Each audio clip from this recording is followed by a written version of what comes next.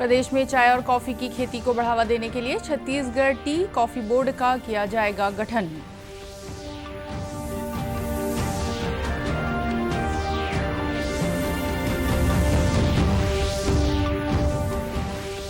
राष्ट्रीय डाक सप्ताह कार्यक्रम का समापन। जनवरी 2022 तक राज्य में 391 डाकघर की नई शाखाएं खोली जाएंगी।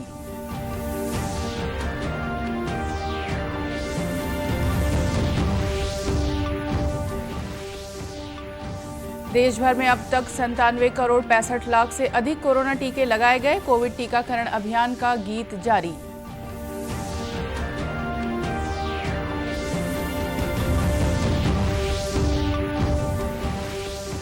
और कोरबा पुलिस का सराहनीय कार्य। प्रसव पीड़ा से तड़प रही गर्भवती महिला को डायल 112 की टीम ने पहुंचाया अस्पताल।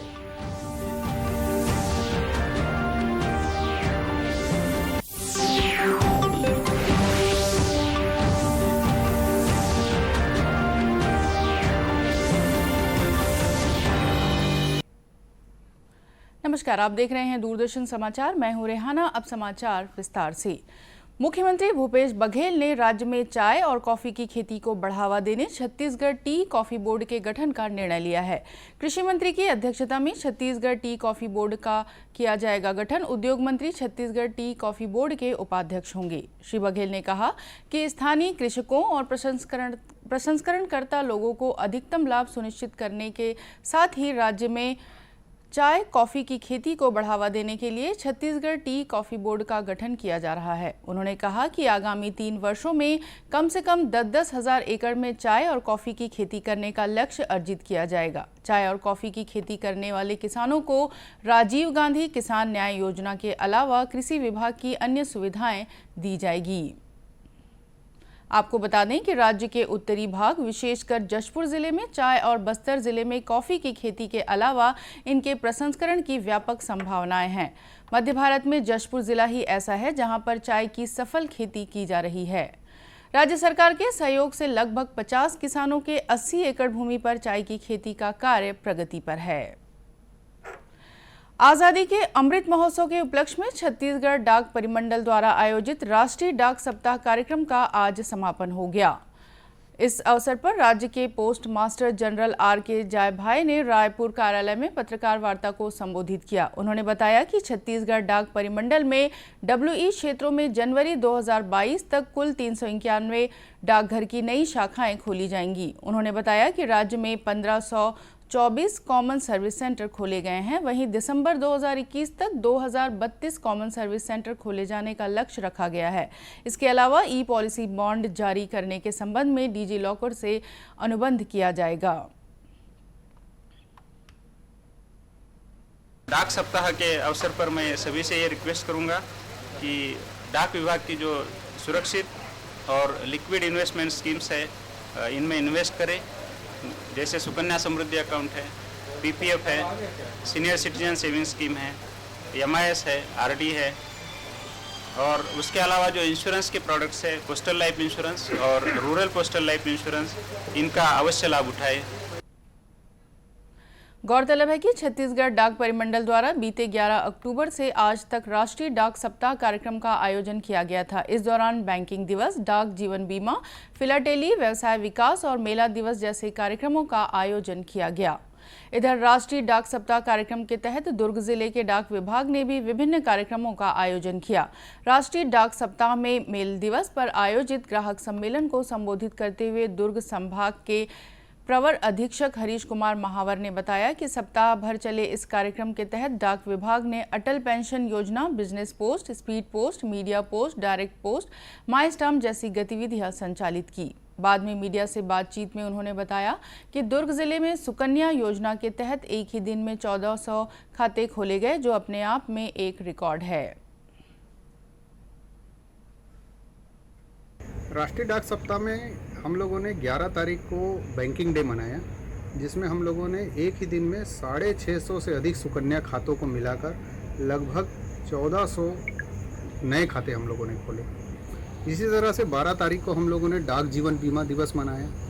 इस एक दिन में हम लोगों ने लगभग 20 करोड़ से अधिक की पॉलिसियां अर्जित की। इसी तरह से उसके बाद आज हम लोग मेल दिवस मना रहे हैं। मेल दिवस में आज हम लोगों ने अच्छा कस्टमर मीट किया और इस कस्टमर मीट में बहुत से हमारे आदरणीय कस्टमर उपस्थित हुए। उन्होंने कुछ सुझाव भी हमको दिए। उन सुझावों को हम आगे बढ़ाएंगे और यदि उन सुझावों में अमल करते बना तो निश्चित रूप से हमारा विभाग उन सुझावों में भी अमल करेगा। उन्होंने बताया कि डाक विभाग ने तमाम कस्टमर फ्रेंडली सेवाएं आरंभ करके ग्राहकों को अपनी तरफ आकर्षित किया है। श्री महावर ने बताया कि पवित्र गंगा जल भी स्पीड पोस्ट के जरिए लोगों के पास पहुंच रहे हैं। राष्ट्रव्यापी कोविड टीकाकरण अभियान के तहत देश भर में अब तक 97 करोड़ 65 लाख से अधिक कोरोना टीके लगाए जा चुके हैं। केंद्रीय स्वास्थ्य मंत्रालय के अनुसार कल 14,146 नए मरीजों में कोरोना संक्रमण की पुष्टि हुई है, जो 229 दिनों में सबसे कम है।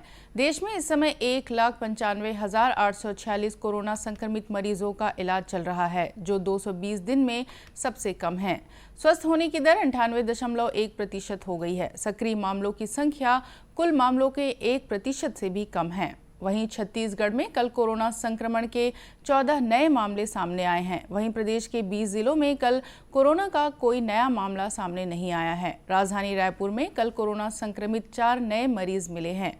वर्तमान 181 कोरोना संक्रमित मरीजों का प्रदेश के विभिन्न अस्पतालों या होम आइसोलेशन में इलाज चल रहा है। इस बीच केंद्रीय पेट्रोलियम मंत्री हरदीप सिंह पुरी और केंद्रीय स्वास्थ्य मंत्री मनसुख मांडविया ने कोविड टीकाकरण अभियान गीत जारी किया। इसे जाने माने गायक कैलाश खेर ने गाया है।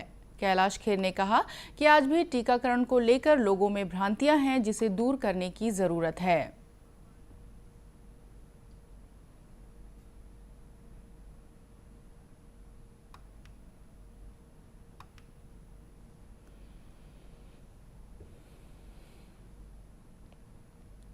सरकार तो अपना काम करती है, लेकिन सरोकार वाले यानी समाज वाले जब खुद जुड़ जाते हैं किसी कार्य में तो वो एक आंदोलन का शेप ले लेता है। भारत का टीकाकरण ये ही जान बचाएगा, ये संकट दूर भगाएगा, अफवाहों और भ्रांतियों से बचना है विशेष, टीके से बचा है देश, टीके से बचेगा देश, टीके से। अफवाहों और भ्रांतियों से बचना है विशेष। समारोह को संबोधित करते हुए श्री पुरी ने कहा कि जल्द ही देश 1 अरब टीके लगाने का लक्ष्य हासिल कर लेगा। उन्होंने कहा कि यह केवल एक सरकारी कार्यक्रम नहीं है, बल्कि जन आंदोलन है। स्वास्थ्य मंत्री मनसुख मांडविया ने कहा कि कोविड वैक्सीन एक स्थान से दूसरे स्थान पर ले जाना बड़ी चुनौती थी, लेकिन सबके प्रयास से इसे संभव बना लिया गया। जांजगीर चांपा जिले में फाइलेरिया की बीमारी से निपटने और मरीजों को बेहतर इलाज देने के लिए एक अलग तरह की कोशिश शुरू की गई है। अकलतरा ब्लॉक के बीएमओ डॉक्टर महेंद्र सोनी ने मीडिया से बातचीत में बताया कि फाइलेरिया बीमारी से पीड़ित मरीजों को प्रशिक्षण दिया जा रहा है, ताकि वे खुद ही अपने पैर के घाव की सफाई कर सकें। डॉक्टर सोनी ने बताया कि फाइलेरिया के इलाज में यह कारगर है। नियमित सफाई होने से मरीज की उम्र बढ़ जाती है, इसलिए मरीजों को प्रशिक्षण देकर जागरूक किया जा रहा है।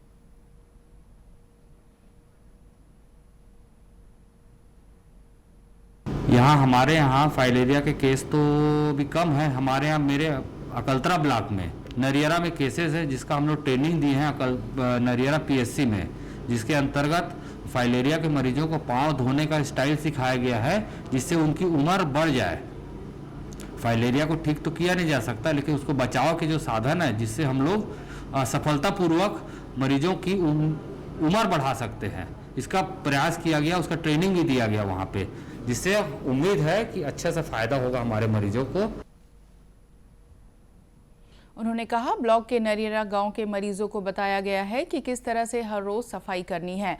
मरीजों को साबुन और जरूरी चीजें दी गई है। मरीज भी इसमें रुचि ले रहे हैं। निश्चित ही इस कोशिश का बेहतर परिणाम आएगा। लॉकडाउन के दौरान दिशा निर्देशों का पालन करने में सख्ती बरतने वाली पुलिस का मानवीय चेहरा सामने आया है। कोरबा जिले के वनांचल क्षेत्र में प्रसव पीड़ा से तड़प रही एक गर्भवती महिला को डायल 112 के जवानों ने समय पर अस्पताल पहुंचाकर जच्चा बच्चा की जान बचाने में अहम भूमिका अदा की है। कोरबा के अतिरिक्त पुलिस अधीक्षक अभिषेक वर्मा ने बताया कि बांगो थाना क्षेत्र के पतूरिया डांड गांव में गर्भवती महिला के परिजनों ने डायल 112 पर कॉल कर मदद मांगी थी, जिसकी जानकारी मिलते ही तत्काल डायल 112 के जवान मौके के लिए रवाना हुए और महिला को अस्पताल पहुंचाया। कोरबा जिले में बांगो थाना क्षेत्र में एक वनांचल ग्राम है पतूरिया, वहाँ से डायल 112 के पास एक खबर आया था कि वहाँ एक प्रसव पीड़ा से एक महिला तड़प रही है और उनको हॉस्पिटलाइज करना है। इस पर से डायल 112 के गाड़ी का चालक नीरज पांडे और आरक्षक महेंद्र चंद्रा रवाना हुए, लेकिन गाड़ी नहीं पहुँच पा रही थी। करीब 1 किलोमीटर दूर में गाड़ी खड़ा करना पड़ा। वहाँ से चालक और आरक्षक डायल 112 के दोनों महिला के घर गए, उनको वहाँ से खाट में लेके करीब 1 किलोमीटर तक गाड़ी तक आए। डायल 112 के वाहन में उनको रखा गया और वहाँ से करीब 60 किलोमीटर दूर कटघोरा के हॉस्पिटल में उनको एडमिट किया गया। और अभी क्योंकि समय पे ही लोग सब पहुँच गए थे, इसलिए जच्चे बच्चे दोनों सुरक्षित हैं। श्री वर्मा ने बताया कि पुलिस अधीक्षक भोजराम पटेल और स्पेशल डीजी ने डायल 112 के जवानों को इस कार्य के लिए पुरस्कृत करने की घोषणा की है। आज़ादी के लिए भारत का शानदार संघर्ष आधुनिक विश्व के महानतम संघर्षों में से एक है। दूरदर्शन समाचार इतिहास की धारा को बदलने वालों की कहानी रोजाना आपके लिए लेकर आ रहा है। आज हम बात कर रहे हैं स्वतंत्रता संग्राम सेनानी आचार्य विनोबा भावे के बारे में।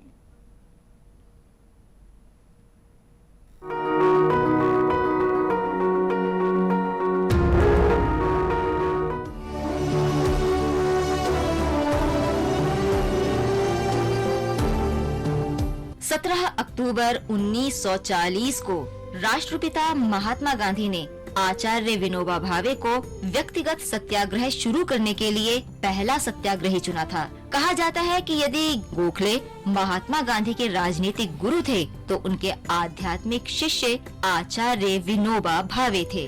गांधी जी ने भारत के लोगों की सहमति के बिना भारत को दूसरे विश्व युद्ध में धकेलने के ब्रिटिश औपनिवेशिक सरकार के विरोध के लिए व्यक्तिगत सत्याग्रह आंदोलन शुरू किया था। 15 मई 1941 तक 25,000 सत्याग्रही गिरफ्तार कर लिए गए। इससे पता चलता है कि स्वाधीनता आंदोलन के लिए लोग कितने प्रतिबद्ध थे।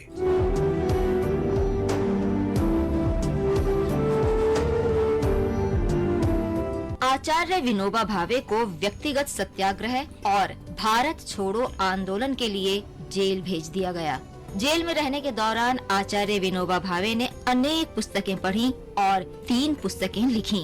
9 जुलाई 1945 को विनोबा जेल से रिहा कर दिए गए और वो महाराष्ट्र के पवनार लौट गए, जहां उन्होंने गांधी जी के निर्देशों के अनुसार कार्य जारी रखा। स्वतंत्र भारत ने बापू का बलिदान और देश का विभाजन देखा। आचार्य विनोबा दिल्ली पहुँचे और राजस्थान के मेव मुसलमानों का पुनर्वास शुरू किया। महात्मा गांधी और विनोबा भावे के बीच पहली बैठक 7 जून 1916 को बड़ी सादगी से हुई थी। उस दिन विनोबा भावे अहमदाबाद में महात्मा गांधी के कोचारब आश्रम पहुँचे थे। जब दोनों पहली बार मिले तो उन्हें अनुभव हुआ कि उनके बीच शाश्वत रिश्ता है। ये रिश्ता जीवन पर्यंत जारी रहा और विनोबा गांधीवादी दर्शन के सच्चे अनुयायी बने रहे। उनका सबसे महत्वपूर्ण योगदान भूदान आंदोलन के अंतर्गत काश्तकारों के बीच जमीन का वितरण था। उन्होंने ये सब बड़े जमींदारों का हृदय परिवर्तन करके किया, जो महात्मा गांधी के विश्वास के अनुरूप था। विनोबा भावे ने मद्यपान के दुष्परिणामों के बारे में भी जागरूकता फैलाई। जमीनी हकीकत पर मजबूती से डटे हुए आचार्य विनोबा ने भूदान की शांतिपूर्ण क्रांति के बारे में सोचा। पद यात्रा के दौरान विनोबा भावे के साथ रहे अंग्रेजी कवि लॉर्ड अल्फ्रेड टेनिसन के पौत्र हेलन टेनिसन ने अपनी पुस्तक द सेंट ऑन द मार्च में लिखा, संतों में भी त्याग करने के कारण थोड़ा बहुत स्वत्व गर्व रहता है, लेकिन विनोबा ने इनमें से किसी को भी खुद पर हावी नहीं होने दिया और उन्होंने कभी किसी से अपना अनुकरण करने के लिए नहीं कहा।